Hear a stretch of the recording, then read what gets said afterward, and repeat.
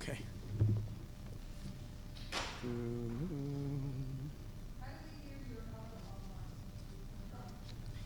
I don't record it online, but he does it. What's his name?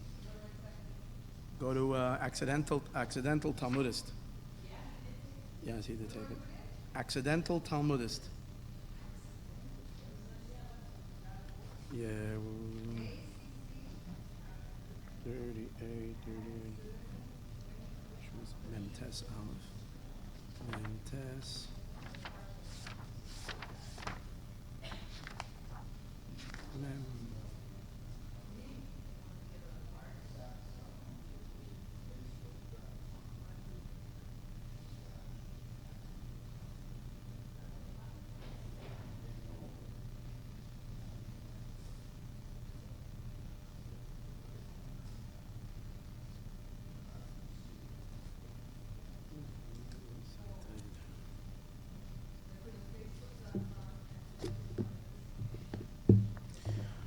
Okay.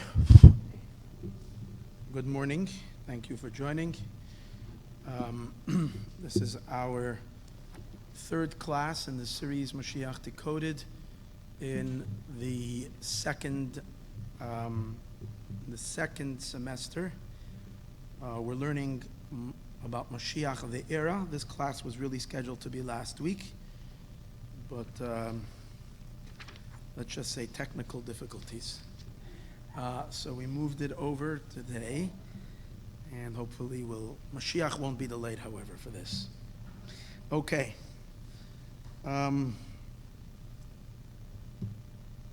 Today's class is called a New Torah. What will it be like? I don't remember the subtitle, but how will our minds expand in Moshiach's era? Okay. So in the last class that we did, we spoke about the fulfillment of mitzvahs, and I'd mentioned the tremendous difference in the observance of mitzvahs that we do today, how our mitzvah observance, even the mitzvahs that we're able to do, we do them in a very secondary way in comparison to the shleimus of mitzvahs, mitzvahs ritzaynecha, that we're going to do when Mashiach comes. And I gave two examples. One was from Limud Torah, that today's days most Jews fulfill the mitzvah of Limud Torah just by learning a parak in the morning and a parak in the afternoon. You fulfill your obligation. But the true mitzvah of Agisa B'Yom V'Layla is a mitzvah that a person should study day and night and never stop learning, unless for the basic little bit of time you have to sleep and other basic necessity. But besides that, a person should study Torah all day long. The Gemara, however, says it's not doable for most people, because how are you going to make a living? So for most people, they can't do that. So what does that mean? That even though halachically you could fulfill the mitzvah, but as the Rambam says, the one that wants to do this mitzvah in the most perfect way, he leaves all matters of the world alone and he dedicates himself only to Limud Torah. So what did we see? In our days, the ability to learn Torah day and night is only for selected few. When Mashiach will come and the world will experience such a boom in the economics, and Parnassa will be able to be made in such an easy way, like we're beginning to see today, that there are so many people that have created such businesses and things like that, that they don't even have to be occupied. The thing is that things are like all automated and things are running in ways that are unbelievable. When Mashiach will come, we can see already the promises of the Rambam, where the Rambam talks about at that time, definitely the Jewish people, our occupation will be only to know God and to learn Torah. That means all the Jewish people will be able to fulfill that mitzvah in its highest fashion. So here you see a mitzvah. It's Talmud Torah keneged kulam.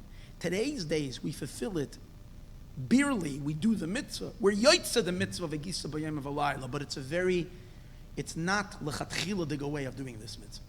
And when Mashiach comes, we'll be able to do that mitzvah in all of its power and all of the way it was meant to be fulfilled. Kemitzvas ritzaynecha, like we said today in Musaf, v'sham nasa lefanecha kemitzvas ritzaynecha. We're going to do the mitzvahs the way you wanted them. Same as also in building a Beis Hamikdash.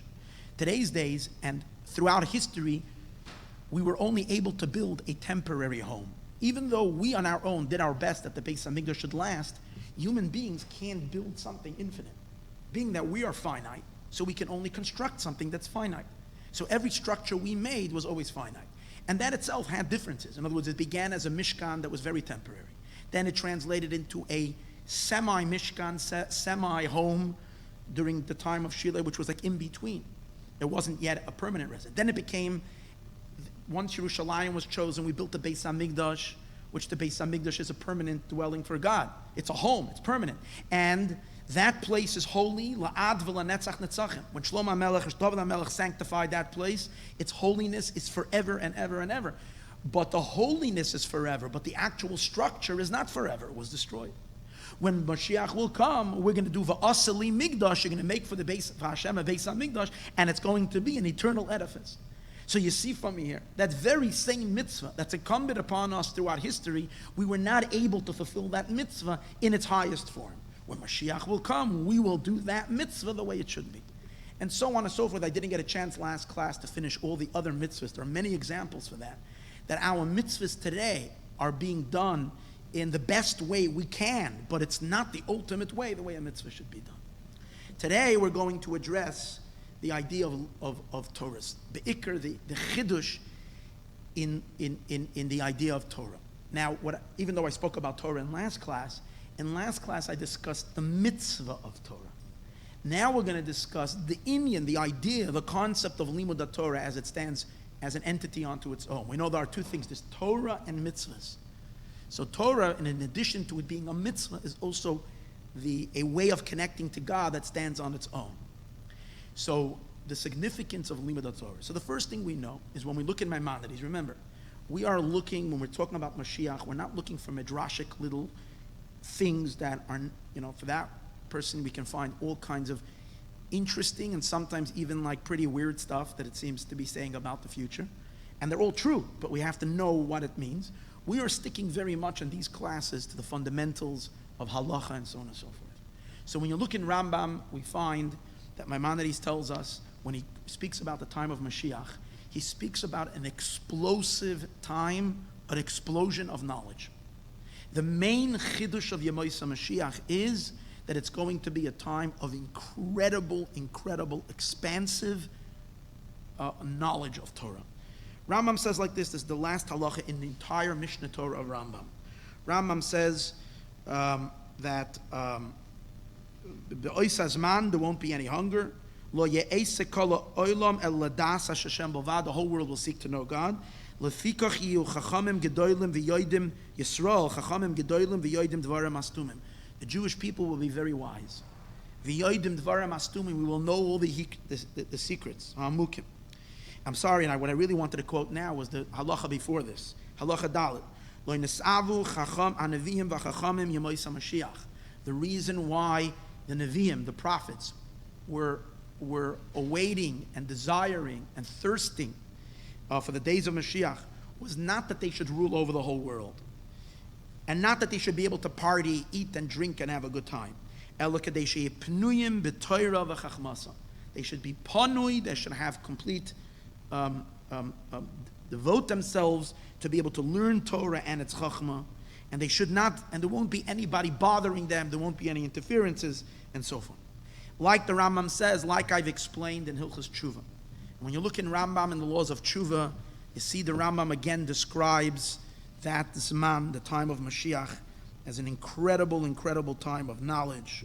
U'mipnei zeh hisavu kol Yisroel nevi'im, this is in Halacha Beis Perek Tes. All the Jewish people had a taiva for Yemois HaMelech HaMashiach, for the days of King Mashiach. It was Kedei sheyenuchu mamluchos harisha. The main reason why Jews waited for Mashiach was Jews always wanted to learn Torah. And throughout our history, we were never able to learn Torah the way we should. Because we had all kinds of oppression and all kinds of persecution. They should be able to be wrested from the wicked kingdom. They do not allow us to have Torah and mitzvah observance. And therefore, as if a person is a religious Jew, an observant Jew, and he argues, I don't care when Mashiach comes, let it happen, right? And makes fun of people that are very, very, very, very excited about Mashiach, you can see it's lacking the basic foundation. I mean, where is your love for Torah? Where's your love for mitzvahs? How can you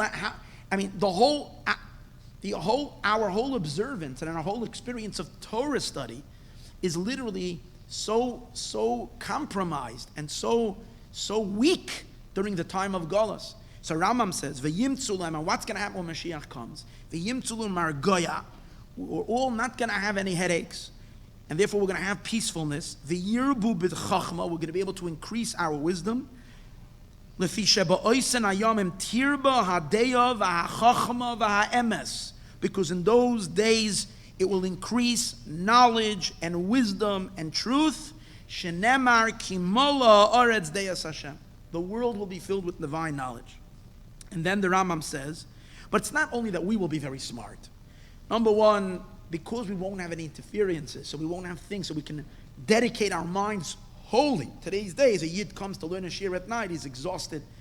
90% of his brain is already dead because he's so exhausted from a day's work. So what's left already for him to be able to study Torah? And even people that get to study Torah and they devote themselves still have all kinds of pressures and all kinds of things that sit on their heart, so they don't allow that menuchas hanefesh, that complete openness and lack of disturbance. Well, Mashiach's world is going to be that way. But then the Rambam adds another thing. We're also going to have the greatest teacher of all times. Now imagine if you say, if you say today's days you can learn Torah. Well, we don't have Rabbi Akiva. Okay, so we have, even if you say we don't have any headaches today, things are operating on their own. But who are our teachers? You have today's days Rosh Hashivas. They're very nice people, and they maybe know how to learn a little bit, or maybe they know how to learn a lot. But there's no way you can compare them to Ravina and Abaya and Rava and Rabbi Akiva and Rabbi Yochanan ben Zakkai and these sages. So Rambam says, no. We're going to have the greatest teacher of all times. Because that king who's going to get up from the descendants of King David, he's going to be wiser than Shlomo HaMelech. He's going to be a greater genius than King Solomon and Shlomo HaMelech. The Navi Gadol who Karev Moshe Rabbeinu, in prophecy he's second. He's coming up very close to Moshe Rabbeinu. He can't exceed Moshe, but he's very close to him. Ulefikach yilmat kol ha'am. He's going to teach everybody the yoyra oisam derech Hashem, and he's going to teach them the way of God. The yavu kol hagoyim l'shamay, and even the nations are all going to come to hear his wisdom. And this is what the Rambam describes. So you see that Moshiach, the era of Moshiach, is described as a time of incredible expansion in Torah study, in Torah knowledge. We also know the Psukim speak of Torah Chadasha Me'iti Teitzei, a new Torah coming out of God. Now, we know that the Torah is never going to be exchanged, so there can't be a new Torah. So what does it mean, Torah Chadasha, a new Torah that's going to come out? The Medrash says in Keheles, truth is I tried to find it, but I was rushing right before the class, so I didn't get a chance to find it inside. I'm just going to quote it to you from here. The Medrash says as follows. There's a great sefer on Moshiach called Hatkufa V'Hagiyula. And just picked it up 2 weeks ago. Phenomenal. And over here, he brings the Medrash. This is a Medrash in Keheles Rabba Yud Aleph Ches. And I tried finding it over there, but I was rushing, so I can't tell you if I... So it says like this. Torah sha'adam lamad ba'olam hazeh. The Torah that a person learns in this world, hevel hi lifnei Torasei shel Moshiach. The comparison of the Torah we have today to the Torah that Moshiach is going to teach, the entire Torah that we've learned from when the Torah was given until now is considered hevel. It's considered the right word for hevel. Hevel usually is translated as narishkeit. It's considered like foolishness compared to the Torah of Moshiach. That's how, and the reason we're using the word hevel is because you're dealing with chachma. Chachma is wisdom. And the Torah is kuhu chachmaschem ubenaschem. So the wisdom that is going to be revealed in the Torah by Moshiach is going to make all the Torah that we learned till now look like such amateur stuff, such undeveloped type of thinking compared to Moshiach. Now, but it doesn't mean a new Torah. It's the same Torah. So what we really need to understand is, what exactly is the chidush of Moshiach's Torah? That Moshiach is going to bring such a chidush in Torah. What's the chidush? Chidush Torah, the Gemara says, me'iti teitze, a chidush in Torah. So Moshiach is going to say another chidush in Rambam. Moshiach is going to say another, what does it mean? What does this mean that a new Torah, and for this we're waiting for? So the idea is like this, to understand this. The Torah is given to us in a manner of nigla and nister. The Zohar says the Torah is like a human being. The Torah is compared to a person. And just like a person has sasim vigalia, just like a human being has a revealed side. And when you look at a person, you see the revealed part of the person, and that's their body. But the person also has a sasim. The person has a concealed part, and that is the neshama. No one can see the soul. We know with absolute certainty that a person possesses a spirit, a spiritual spirit, a ruchnistige entity called an neshama. We know that the entire oomph of the human being and all their powers and what makes the human human and gives him all his kochas, whether it's the koach hariyah, the power of vision, the power of hearing, the power of cognition and emotion, the entire human being is really their soul, not the body. The moment the soul leaves the body is just a sack of bones and meat, nothing else to the body. And the main thing, comes out that the main thing of the human being is the pneumius, is their neshama. And then there is the body. So the Zohar says, just like a human being has a guf and a neshama, so too the Torah is called Adam, because the Torah has a guf and a neshama. And the Zohar says, what's the guf of the Torah? The guf of the Torah is the stories of the Torah, the Zohar says, is the levushim. They're the garments. They're not even the guf. That's the garment of the Torah. The halachos of the Torah, all the laws of the Torah, that deal with Hilchis Shabbos and Hilchis, and the halachos of, whichever halachos, let's say the halachos of kashrus, or the halachos of Chosh and Mishpat, that deal with the laws of disputes between one person and another person, which people study in yeshiva all their life. They learn Masechtas Baba Kama, Baba Metzia, and all these aspects dealing with different types of arguments and how to resolve disputes, and the laws regarding to neighbors' properties and sales and loaning and damages, and all the laws of Tumah and Tahara, purity and impurity, all the laws of Karbanos for dealing with the physical side of these mitzvahs. That's all the body of the Torah. And then there is the neshama of the Torah. What's the neshama? The neshama is the secrets of the Torah, the hidden secrets of the Torah. Every halacha, every concept of Torah, the external part of it is the Torah dealing with physical scenario and situation or obligation that we have in this physical world. The impact that these physical movements, that you're taking 4 species of a lulav and you're shaking them together, what this means in spiritual context, in the godly realms above, in the higher realms, that is unknown to us. That's a secret, that's concealed. And that's the soul of the Torah. The Zohar actually says that the neshama of the Torah itself has many levels. Just like a human being doesn't just have one level of soul, a human being has nefesh, ruach, neshama, and then what the Zohar calls neshama lineshama, the neshama to the neshama, which is the 2 levels of chaya and yechida, mainly yechida. That's the soul to the soul. So these are deeper, higher, inner dimensions of Torah. When the Torah was given to the Jewish people, the Torah was given to us, the entire Torah. At Har Sinai, when Hashem gave the Torah to the Jewish people, Hashem gave us the entire Torah. He gave us the body of the Torah, and contained in the body of the Torah is the secrets of the Torah, and they're all there within the Torah. However, even though it was from Hashem's end, Hashem gave us the entire Torah, from our end, we did not receive the entire Torah. In other words, meaning to say that we can capture it, understand it in our minds, because the inner soul of Torah was not meant to be revealed in the early generations. And the reason why the neshama of Torah remained a secret in the early generations is because the neshama of the Torah deals with very, very sensitive type of things. It deals with the divine. It deals with godly elements. And it's something that requires a refinement of a person to be a refined being, for a person to be able to understand them correctly and not coarsen them and not get them wrong. I'll give you a simple example to that.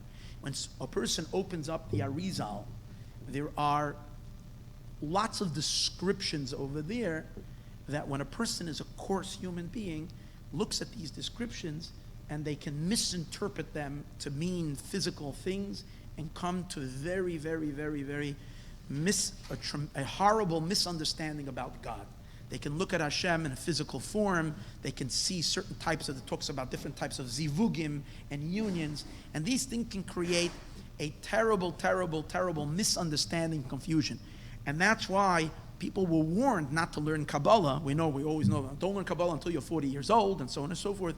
It's all related to this idea that as long as a person is very coarse, magushim, and unrefined, doesn't have the ability to be able to understand and appreciate these very, very fine ideas because of the coarseness. So therefore, there were only very, very, very selected few tzaddikim throughout the generations that they had access to Pnimiyas HaTorah, and even then, only limited access to Pnimiyas HaTorah.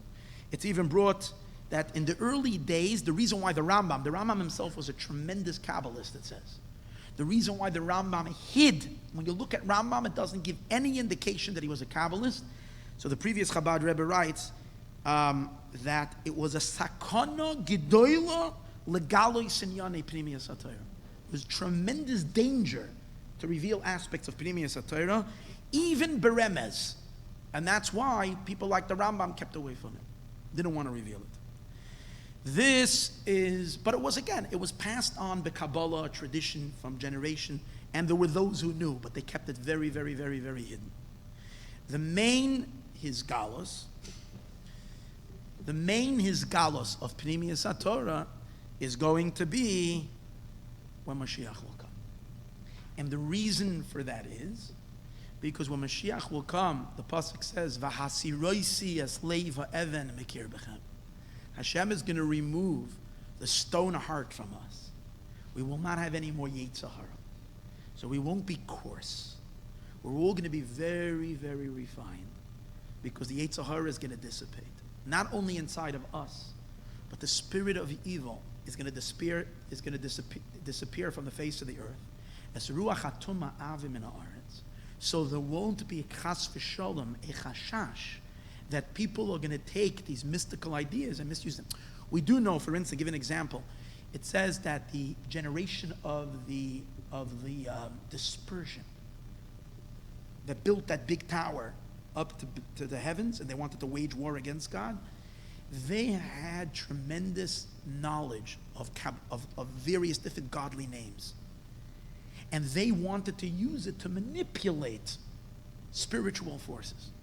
So as long as the heart of man is evil, people can get access to these powerful spiritual ideas and use them not to serve God and to get into a deeper relationship, but to be able to hack these powerful spiritual forces and misuse them for corruption, to harm people, to hurt people, to hypnotize people and do all kinds of whatever kind of evil. So you can do all, it gives you access to tremendous godly powers. That's why it needed to be hidden.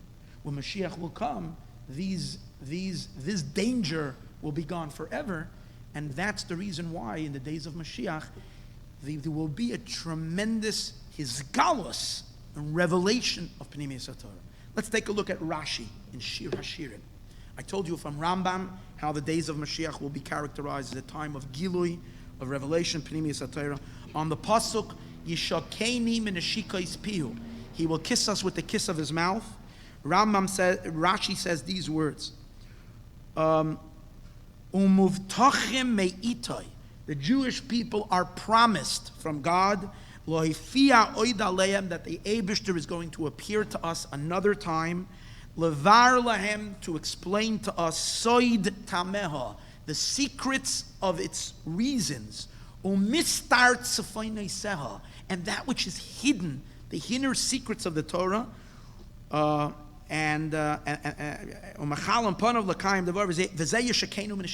is the kiss that we're going to receive from God. So Rashi sees the kiss that we're going to merit when Mashiach comes, to this powerful enlightenment of secrets of Torah that we're going to have when Mashiach will come. Because at that time, so the Iker Inyan of Yamoisa Mashiach is an Isgalos of Pnimiyas HaTorah. Again, in Rambam you see the same idea. V'yoidim. So what do you see from this proves? I'm trust another proof that the new Torah of Mashiach doesn't mean another kvetch in Rambam and another chiddush of understanding. Of course, it's a kvetch in Rambam. But it's like suddenly the entire Torah will open up to us in ways that we can't even imagine. You see that from the Rambam. Because the Rambam, when he describes the great knowledge of Yemosa Mashiach, doesn't say everybody's going to have smicha, and everybody. He doesn't say that. What does he say? V'yoidim dvarim hastumim. We're going to know the secret things. We're going to know the esoteric. Ki mola ha'aretz deyas Hashem. Because the world is going to be filled with divine knowledge. To understand this a little better, to appreciate this a little better, when we speak about Pnimiyas HaTorah, the inner element of Torah, Chitzonius HaTorah, the external part of Torah, we have to realize that Pnimius and Chitzonius express the idea that it's really one Torah. We're not dealing with two Torahs. Same Torah. The same Torah has an external aspect to it, and it has an inner aspect. In the words of the Shalach HaKadosh, Ha'olam soivrim, the world thinks, Shahanister, that the concealed, Hu inyan acher mahanigla, is something else from nigla. V'zeh einoi, these exact words of the Shalach HaKadosh. It says not that way. Rak hu. It's the same inyan. Shahanister nisave v'nisgashem.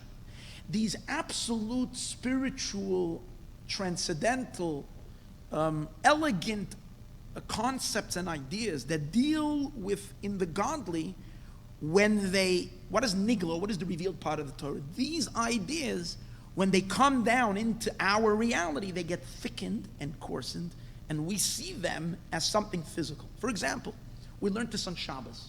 Shabbos, we were learning Chassidus. Just parenthetically, we're going to learn this Be'ezrat Hashem in the next series, where we're going to talk about Moshiach, the process. We're going to see how Moshiach comes to the world in a process. We're going to see that this new Torah of Moshiach, that's the incredible revelation of the deepest part of the Torah, began already in the last phase of exile. The teachings of Chassidus is the teachings of Mashiach. It's the forerunner. It's the beginning of the teachings. That's why it's gripping the Jewish people so strongly. That's why it has such a strong influence. That's why Jews today, that are all people that are looking for any meaning in life, are flocking to Chassidus. The reason why is because Mashiach is drawing people's neshamas. Anyways, the Torah of Mashiach. So we learned this in Chassidus yesterday. Give an example.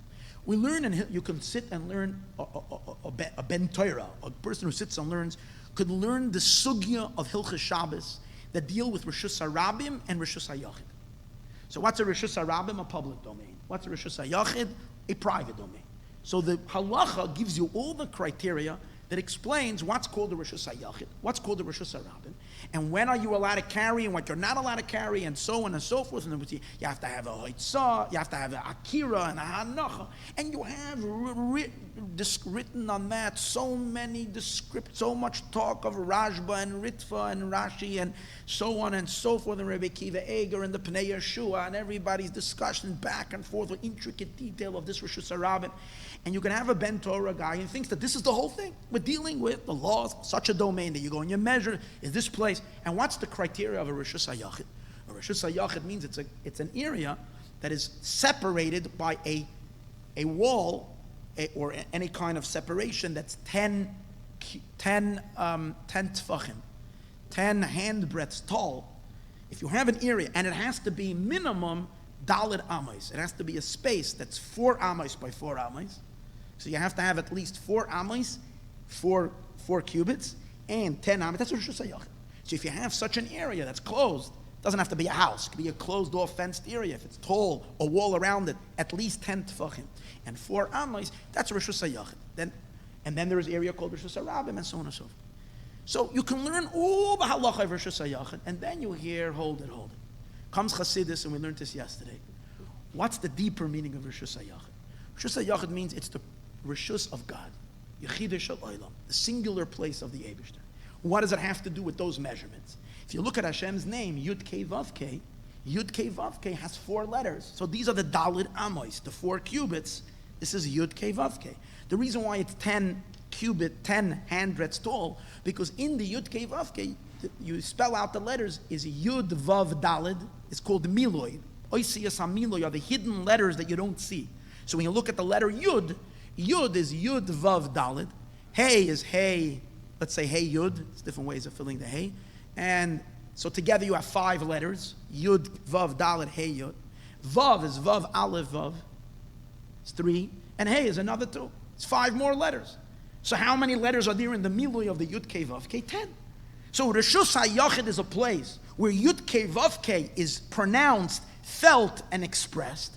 That's a Rishus of Yechidah Shel Olam. The reason why it's Dalet Amos is because it's 4 letters. 10 Tfachim are the other letters, the hidden letters that are inside of it, and that's what creates a Rishus HaYachid.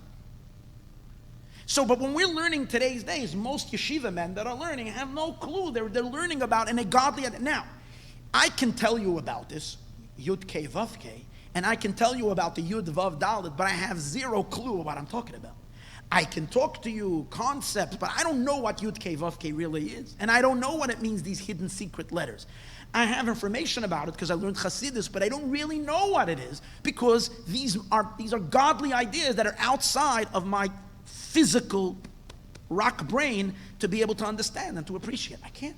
When Moshiach will come and that fog and that darkness will go away, we will all know what means Yud Kei Vav Kei. So when we're learning the appreciate and learning the halacha of public domain and private domain, we're realizing that the physical world that we are learning now is reflecting powerful godly ideas. So what does it mean when Mashiach will come? He's going to teach Pnimiyas HaTorah. When Mashiach is going to come, he's not going to teach a new Torah. We're going to go back to learning Baba Kama. We're going to go back to learning Shulchan Aruch. We're going to go back to every halacha we learned. Moshiach is going to reveal to us the godly content of every single halacha, of every single nuance of Torah. How every mitzvah is not just, the Eibishter making us crazy with these little, muktzah this way or that way, or kashrus like this or like that. We're going to realize how every mitzvah is expressing something about God.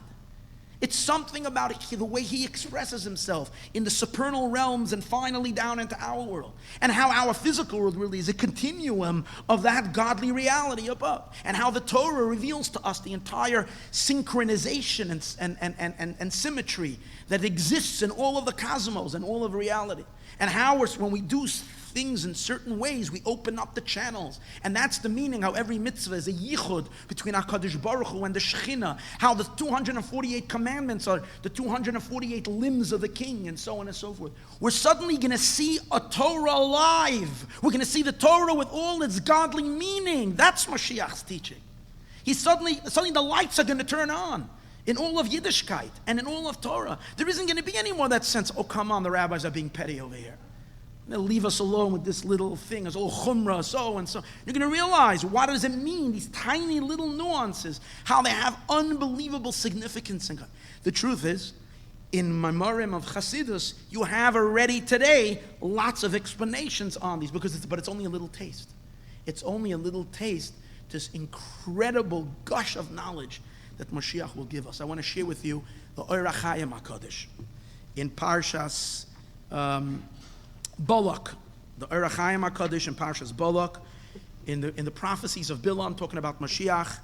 Yizal Mayim Midolyoi, water will flow from his dolyoi, from his deli, from his pail. So the Ohr HaChaim says, what does it mean the waters will flow from his pail? Ki kol ish Yisroel kibul mesinai chelek b'Torah. Every Jew received at Har Sinai a portion That's your chelik. Ulezer remez moirasha. Moirasha means al tikra moirasha elamu urasa. Every person is married, and everybody has his chelik in Torah. V'amar kan ki kol ma shemechatshim b'Torah, all the chidushim that there are in Torah. The Ohr HaChaim says that the Navi, the prophecy, is hinting to that all the chidushim, all the novel ideas that was revealed in Torah, who midolya is only from one little pail. Memashe dola Moshe Rabbeinu midolya yizal Maayon is Torah. All the chidushi Torah that all the generations is from Moshe Rabbeinu's pail that Moshe Rabbeinu pulled out. Shahakul Ramos b'Torah shebiksav. It's all there in the pail. So what's the pail? The pail is Torah shebiksav. It's the written Torah, and we're all deriving meaning from that one pail. V'amar loshen deli. Why does he say deli? Loimar ki be'erech bina hagdoila asher asad Hashem legalas liYisroel. The reason why it's called a pail is because le'erech, if you compare it to the tremendous bina that God is going to reveal to the Jewish people, b'soif hadoros, in the end of generations, b'yamei melech HaMoshiach, in the days of King Moshiach, shehu shar hachamishim shel bina. It's the 50th gate of bina. Kol hamem tes, all the 49 gates of understanding, which is part of that pail, ham begeder deli, is only one little pail, be'erkoi, compared to that. Va'omar ki agam sha'ata hu deli. Now, even though it's only one pail, Zaroi, his children, Mayim Rabim, are going to have the great big waters. So that means that any person that loves Torah, is it the entire Litvische Welt, Yiddishkeit, the entire Yiddishkeit is Torah, right? So if you love Torah, you should want Moshiach like crazy because you even start learning Torah yet. The Torah we have, again, going back to the Medrash, it's Hevel. It's considered a Hevel, Narishkeit, compared to the great Giloi of Teirasei Shel Moshiach, of the Torah of Moshiach. The truth is, the entire Golus that we go through is a hachana, is a purification so that we can be refined to be able to receive the Torah. So when we were in Mitzrayim, we had 210 years of horrible persecution and suffering and brutal slavery. And what did it do to the Jewish people? It cleansed them. Mitzrayim is compared to a kur habarzel. It's like a metal, a kiln, a place where you melt, an oven that you clean out, different types, a cubicle. Where you what is it called? Crucible, where they clean out metals. Okay? And that was Mitzrayim. So the Baal HaTanya says, hear these words in Torah or in Sefer Shemois. He says, that we compare the going out, our going out now, compared to the going out of Egypt. The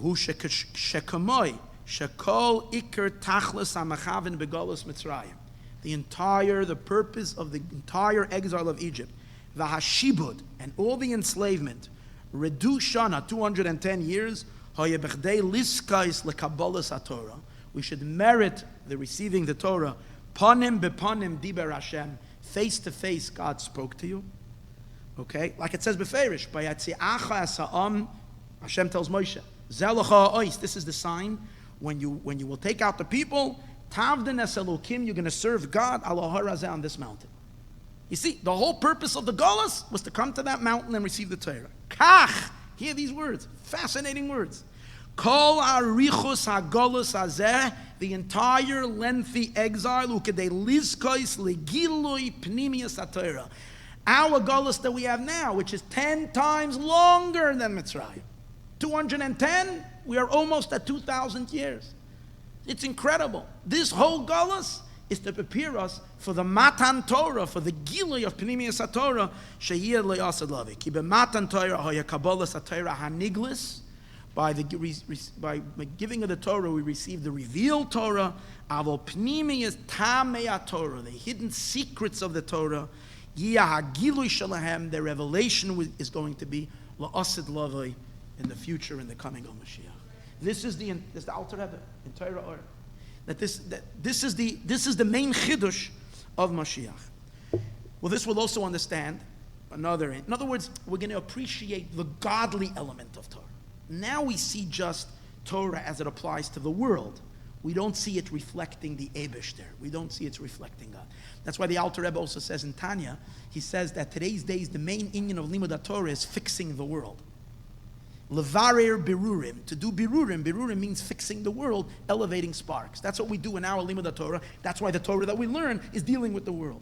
He says after Mashiach comes, when the world is going to be fixed already. So we're not going to learn Torah to fix the world. We're going to learn Torah liyached yichudim, to cause unifications above.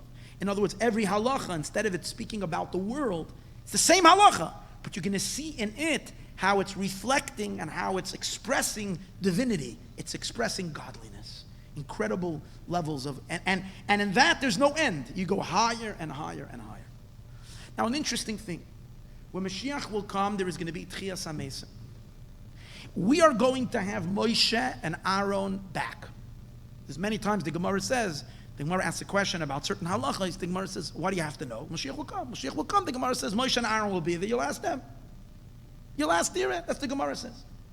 So the question then becomes, we're saying that Moshiach is going to teach Torah to the entire world, including Moshe and Aaron. Come on. Yeah, Moshe Rabbeinu. So why suddenly is Moshiach the teacher? Yeah, Moshe Rabbeinu, the one who received the Torah. And the answer to that is, Moshiach, the Gilui of Pnimius Torah of Moshiach, is going to be the soul of the Torah. But as I mentioned earlier, there's many levels to the soul of the Torah. And the ultimate highest level is called the Yechida of the Torah, which is, Yachid means it's totally one with Hashem. That level of Torah, Moshe Rabbeinu wasn't zeichet. Because Moshe Rabbeinu's neshama is not the Yechida. Even though we all have Yechida, so privately Moshe had Yechida, but Moshe Rabbeinu did not have the neshama that's the Yechida of all the Jewish people. That's Moshiach's Tzidkenu's neshama. So therefore Moshiach is going to see in Torah much deeper than Moshe Rabbeinu. And therefore he is going to reveal Pnimius HaTorah to everybody, including Moshe and Aaron is going to be from the students of Moshiach. Who else is going to be students of Moshiach? Me and you. So how in the world can we go into one classroom? Moshe Rabbeinu and me? How the it's ridiculous. How can we sit in the same classroom like the Torah giants, like the Vilna Gaon, like the Rogachover, like them? We're just little nobodies. How in the world are our minds sit with such Tanoim and Amoraim, and we're going to learn? How's he going to teach? So it says one of the chidushim of the days of Mashiach and of the teaching of Mashiach is that he's going to teach Torah in a way of vision, riyah. Our learning of Torah that we have till now is in a manner of shmiyah, of hearing. But when Mashiach comes, the method of teaching is going to be in a way of vision. And when you teach in a way of vision, you can teach everybody together. So what does that mean? We're going to get a better understanding based on what we spoke earlier, the difference between vision and hearing. If I wanted to explain to you something, a certain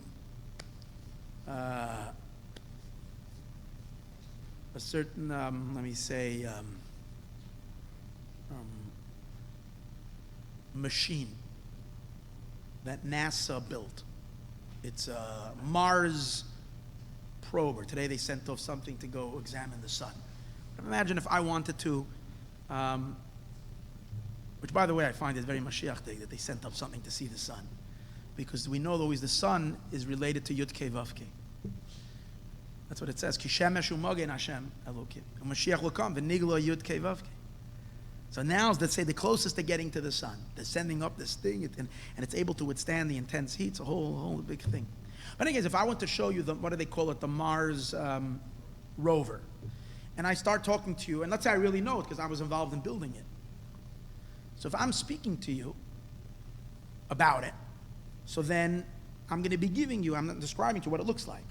So I'm going to have to give you piece by piece by piece by piece, discussing the front, discussing the back, what it looks like here, there. And when you get all the information in your mind, you're piecing this whole thing together, and you're creating the image. So you're getting the image bit by bit throughout, by gathering up all the information together, you get the image. How about when you see something? When you see something, you see the entire thing in 1 second. Now I can come into the room here and have a room full of different types of people. I can have simple laymen who never ever have no knowledge at all in engineering.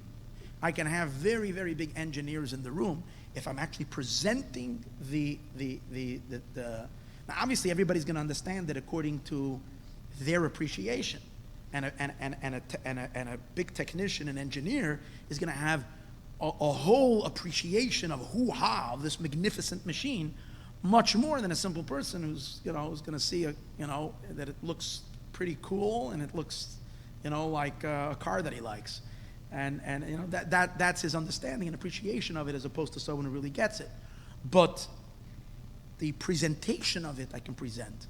The difference between seeing and hearing is, and seeing, you're piecing together the details, and seeing, you're seeing the entire thing as it is. In other words, when you're seeing the pnimius. You're seeing its soul, you're seeing the very thing. When you're hearing descriptions about it. It's not it, it's something about it. And that's why our Torah that we're learning today is we're seeing the chitzonius, we're seeing the external. So we're seeing something about it. We're not seeing the mohus, we're not seeing the substance of Torah. When Moshiach will come, he will teach us the substance of Torah. And that's why we see Bechlal in Yemois Mashiach, the time that is characterized as all the time of vision.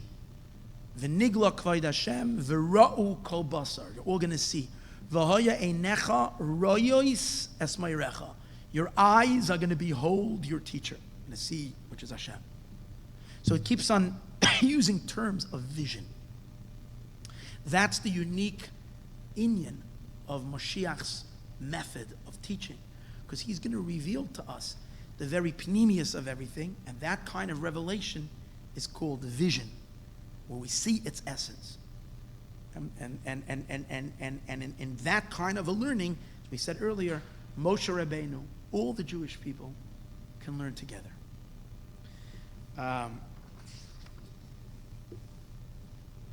So where does this all leave us? As we said, that the true achakaloi, the true desire as a Jew awaits Moshiach, shouldn't be because of bills, shouldn't be because of financial stresses, even though, of course, when Moshiach comes, that will go away. It shouldn't be mainly a result of the tsaris that we've had, but rather it should be an excitement about an unbelievable future.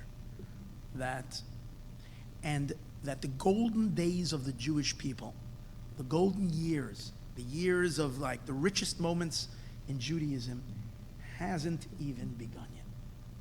And we always look back and think like, wow, it was once then. No. All that was a preparation for what is going to be now.